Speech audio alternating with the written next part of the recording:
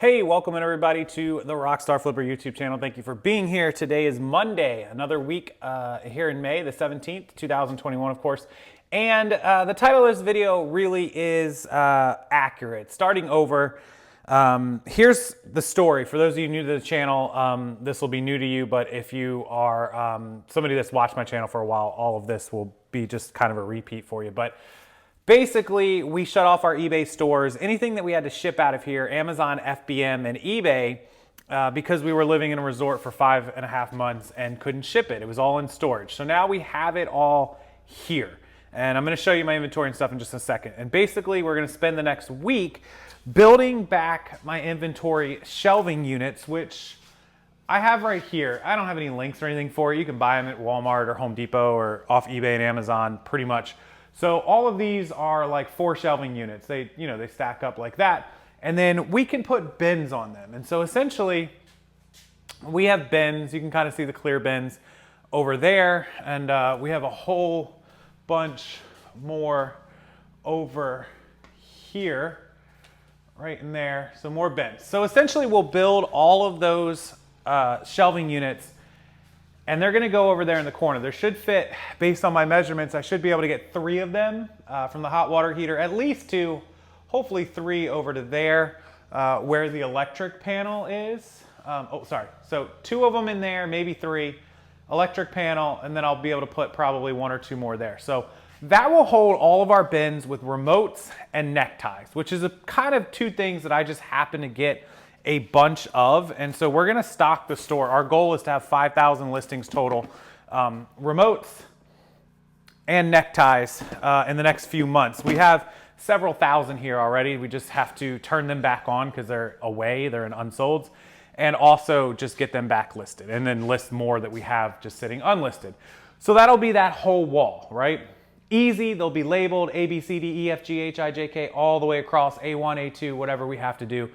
We may do like T1, T2 for tie 1, tie 2, or R1, R2 for remote 2. I don't know, we'll figure that out. But after we get all that up and that's all listed, my car there is gonna be parked right here, and then Kate's car will be in the middle, and then we'll have this entire side of the garage over here. Now, I bought a golf cart, but it's gonna pull all the way up to the hot water heater, or I'll probably just keep it here in the back. And then we'll have all that space where I'll just put about 20 or 30 boxes of unlisted inventory. And once we start working on it, once everything's put together and we're ready to start working on that unlisted inventory, we can take a box in and work on it, 2 boxes, 3 boxes, work on it all day, and that'll be our job. Get it listed, get it photographed, get it up and ready to go. And then once I clear out all of those 20, 30 boxes of unlisted inventory, I can go back to my warehouse, which is about 30, 35 minutes from here, take the SUV, load it up with 20 more boxes, drive it back and put it here. And so that allows me to not crowd up my garage with crazy amounts of stuff. We'll have a really organized wall of listed inventory, and then we'll have, sitting on the ground, our 20 or 30 boxes that are ready to be processed. And so that's really easy. We get to work out of the comfort of our home. We got air conditioning, we got a kitchen, we got bathrooms, we got everything. And my storage being 30, 35 minutes away is not terrible if I only got to go once or twice a week. Now, with that said, I'm looking at a place closer to store stuff, so it's only 5 or 10 minutes away. That'll be a big help. So you can get a storage unit, you can get a small warehouse and office. Now, the thought process is, let's get a warehouse, put everything, all the stuff, the shipping, everything into a warehouse and be good. Now, here's the problem with that. Around here, people want 2 to 3 year leases with the way that rent is going. They also want an exorbitant amount of rent, like a 1,500 square foot warehouse, say 1,000 square foot of warehouse and 500 of office, running about $2,000 to $2,500 in a decent area around where I live, because it's probably more expensive commercial because it's a better area. Plus, you got insurance, you've got internet, you've got an alarm, you've got the electric bill, you've got the water bill, you've got all this stuff. You ended up spending like $3,000 a month. And while I could do it, it doesn't really make sense, right? Because I can get a storage unit. Right now, I'm paying for the warehouse space $400 or $500 a month to store all my stuff. For that $400 or $500, I can get a really nice climate-controlled storage unit just down the street.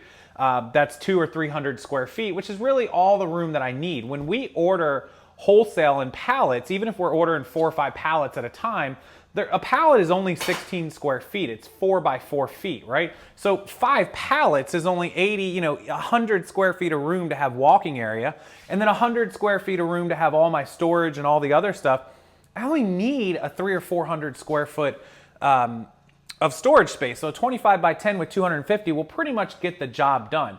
Then I don't have to go to an office every day, like getting up, going to a job. The whole point of what I do and the whole point of this business and the whole point of what I try to teach you guys is work from home, right?